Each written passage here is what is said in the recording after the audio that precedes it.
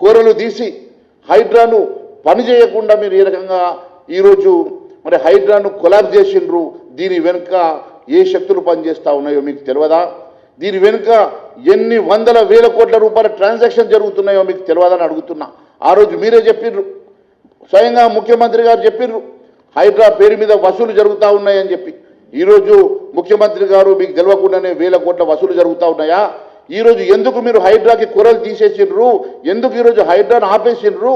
ఎందుకు ఈరోజు కేవలం హైడ్రాని ఒక డమ్మి చేసే ప్రయత్నం చేస్తూ ఉన్నారు అంటే దాని వెనుక కారణం కేవలం ఓవైసీ గారి బిల్డింగ్లు కూర్చోలేకనో, నీ తమ్ముడు బిల్డింగ్లు కూర్చోలేకనో, నీ కుటుంబంలో ఉన్నటువంటి ప్రజల్ని తట్టుకోలేకనో ఈరోజు అక్కడ నివాసం ఉంటున్న వాళ్ళను ముట్టుకోమని, కాలేజీలు నడుస్తున్న కాలేజీలను ముట్టుకోమని ఈరోజు రకరకాలుగా మీరు హైడ్రాకు ఉన్నటువంటి కూరల్ని బీకేసి దాన్ని డైల్యూట్ చేసి ఎగ్జిట్ తీసుకునేటువంటి ప్రయత్నం చేస్తున్నారంటే దీని వెనుక వేల కోట్ల రూపాయల కుంభకోణం ఉందని చెప్పి తెలియజేస్తా ఉన్నాను.